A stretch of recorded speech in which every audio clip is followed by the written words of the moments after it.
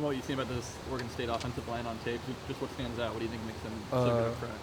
I think they're physical up front, man. I think a lot like Utah, man. Big bodies, a lot of good players up there. So it's gonna be exciting, man. Just after last week, so it's gonna be another fun little battle in the trenches. So always love those. You had a couple of your own shares of battles with these guys, the same guys that we're seeing again, and those were intense, run-heavy games.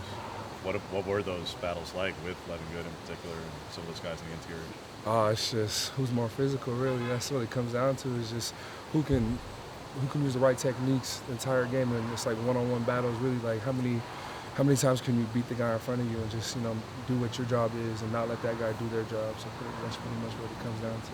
When they run in short yardage and everyone knows they're running because they basically don't pass in short yardage, how is it that when everyone knows it's coming, they're still managing to pick up first downs, and how can you guys try to slow that down? Biggest thing with that is just staying low and just kind of not playing high. They play really low, so they're good. That's what they're really good at, man. I think that front five plays really good, really low. So I think the biggest thing for us is just having low pad level, man, and making sure we just stay low the whole time. They got big bodies, so it's like it matters to us. I think a little bit just because we're a little shorter than them. So just that itself, but just the way they're able to play low just really helps them. So we got to do that this week too. What's up, dude?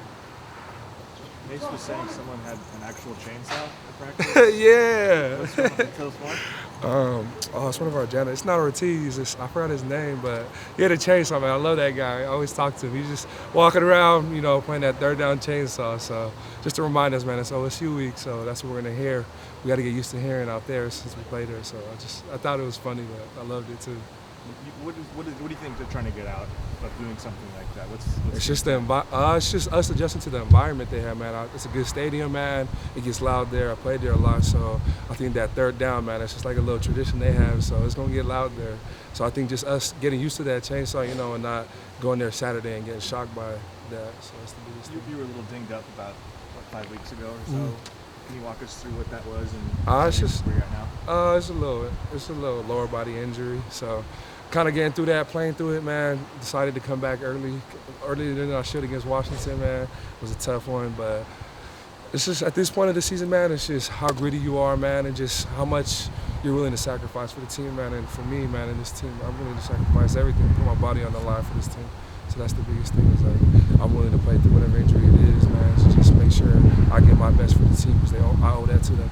Would you come back, or going against your former school in Washington, I'm sure added a little extra motivation yeah, for sure. Back out there. Yeah. Can you walk us through, I know it's a couple weeks in the past, walk us through what that whole experience was like for you? It was fun, man. They got a good squad up there, and I knew a lot of those guys, man. And it was just fun. There was a little chirping, and they were just like, a little smack talk. I thought we were brothers, and I was just like, man, we are, but on the field, it's you against me, I got to put that aside, So it was just fun fighting against them, seeing all those dudes, seeing some of the coaches that I knew, and just kind of, that's a really solid squad, man. I'm happy for the success they're having, so, just glad they're doing good up there. How much of, if at all, does the injury play into your decision-making in terms of what you'll eventually decide once the season's over for next season? How much does being injured and missing some games play into any of that? I feel like it influenced a lot. I influenced a lot about it, like if coming back or not, but just kind of playing it by ear, man. Got a few more games. Hopefully, hopefully we get it next week. Depends on how we do this Saturday, man. We face a good team, and hopefully bowl game I end up playing well, but hopefully I can get my body healthier so I can, play my best these last couple games. How can NIL help a player make a decision of whether it's staying in school another year or becoming pro like the Ducks do a better thing that you guys promoting? How does that help you guys make a decision? How does it play into the decision? It doesn't really play into a decision of coming back. I really think it just plays into it, like, it's like a helpful role to those who come from difficult situations, really. That's really what it comes to, like, just being able to help your family out and not have to really stress as much. And here, I think it's a great, like, the NIL is really amazing, man, and just the amount of love that the fans do to show the support, and help student athletes. And I think at one point, when I was at Washington, I was door dashing, working for Amazon, like, I was doing all this stuff, like, underneath football. So it was just like not having, I worked at Amazon, I did DoorDash. I probably did like 16 hours on the weekends or in off season. I was working like crazy, but it was just, NIL just kind of gives you an opportunity to not do those things now, man. It's like, it's kind of a blessing too, so That's the thing about it. Really. Define Last question. working for Amazon. It's like there's was- like so many roles. Where it's like, were you, So I did Amazon Prime, and I pretty much just put on my headphones and just pretty much packed up deliveries for people, and I just worked that night. It was cool. I liked working, you know.